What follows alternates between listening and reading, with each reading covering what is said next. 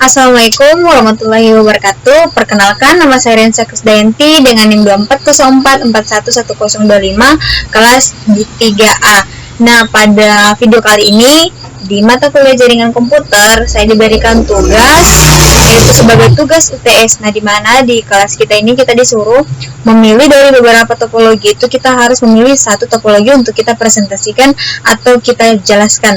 Nah, dari beberapa topologi itu saya memilih topologi star untuk saya presentasikan. Nah, topologi star adalah topologi di mana semua komputer itu terhubung ke suatu perangkat pusat. Nah, perangkat pusat itu adalah switch atau hub. Nah, ini adalah perangkat pusat. Ini yang disebut dengan perangkat pusat. Setiap data harus melewati perangkat pusat ini. Selanjutnya itu ada kelebihan dari topologi star. Nah, kelebihan dari topologi star ini, jika salah satu kabel pada PC rusak, jaringan pada komputer-komputer lainnya atau PC-PC yang lainnya itu tidak terpengaruh atau tidak terganggu. Semisal pada PC 11 ini, kabelnya itu rusak dan jaringannya tidak bisa difungsikan. Nah, kabel pada PC 12 dengan PC-PC lainnya ini masih bisa digunakan atau tetap normal dan tetap berjalan. Itu adalah kelebihan dari topologi star. Kemudian kelebihan berikutnya itu dia itu mudah di-upgrade dan juga mudah ditambahkan.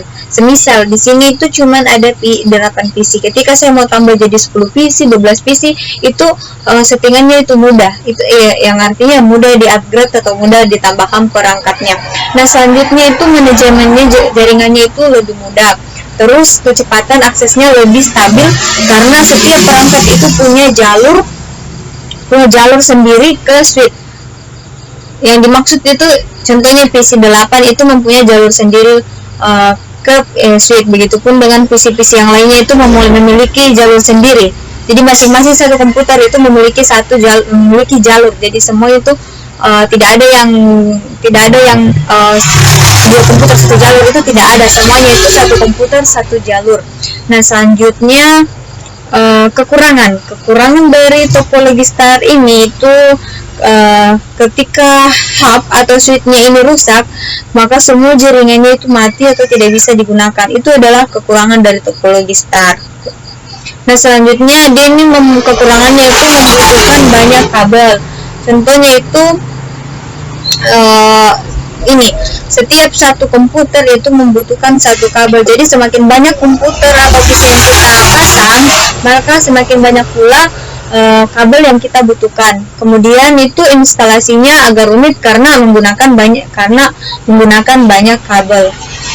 Nah, selanjutnya itu media transmisi. Nah, teman-teman, media transmisi yang saya gunakan pada gambar ini di topologi star ini itu menggunakan kabel twisted pair yang biasa disebut dengan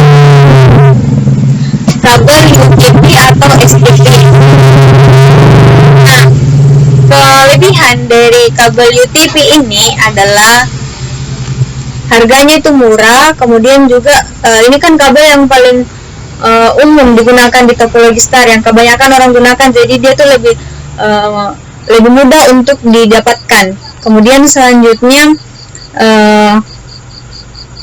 kecepatannya ini tinggi, cocok untuk jaringan LAN.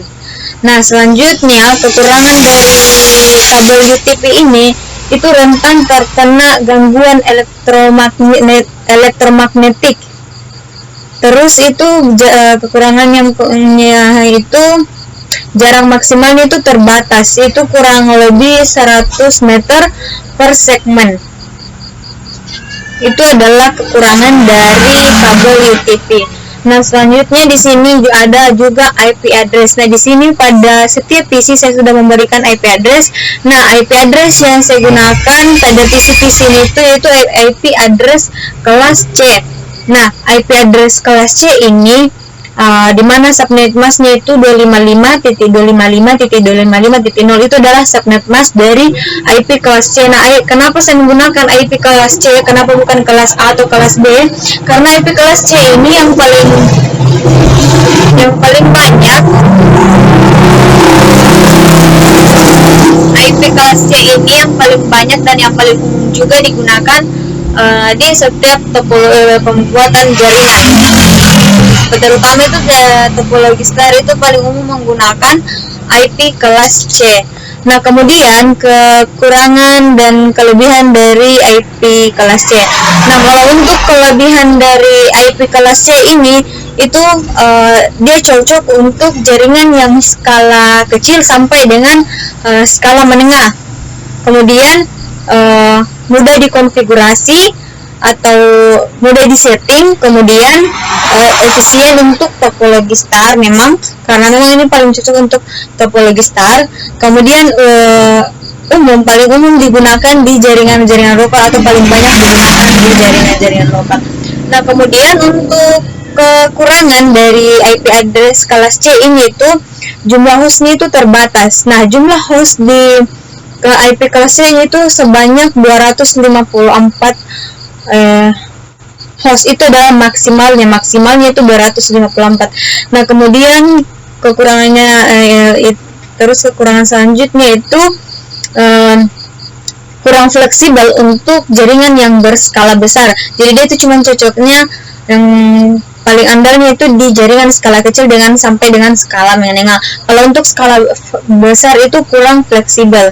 Nah, selanjutnya itu dia tuh rentan duplikasi IP jika tidak dikelola dengan baik. Nah, itu adalah kekurangan dari IP address kelas C. Nah, dari topologi star ini dapat saya simpulkan bahwa topologi star ini merupakan jaringan yang paling populer karena memiliki struktur yang terpusat dengan hub atau switch sebagai pengendali utamanya. Kemudian topologi ini mudah dikelola, dikembangkan, dan memiliki performa yang stabil sehingga sangat cocok pada untuk jaringan yang di kantor, di sekolah, ataupun di kampus. Nah, selanjutnya, namun untuk kelemahan dari topologi star ini terletak pada ketergantungannya terhadap perangkat pusat atau hub dengan switch, itu disebut dengan perangkat pusatnya. Jika hub ini atau switch ini mengalami kerusakan, maka semua jaringannya itu mati atau tidak bisa digunakan. Itu merupakan kelemahan dari topologi star. Secara keseluruhan, topologi star adalah pilihan yang terbaik untuk jaringan yang berskala kecil sampai dengan menengah, karena kombinasi antara kemudahan, kecepatan, dan juga keandalan. Nah, mungkin itu saja yang dapat saya sampaikan atau jelaskan mengenai topologi star ini. Semoga apa yang bisa saya jelaskan dan apa yang saya sampaikan bisa menambah wawasan bagi yang nonton dan juga dapat bermanfaat. Saya akhiri dengan ucapan terima kasih dan see you next video.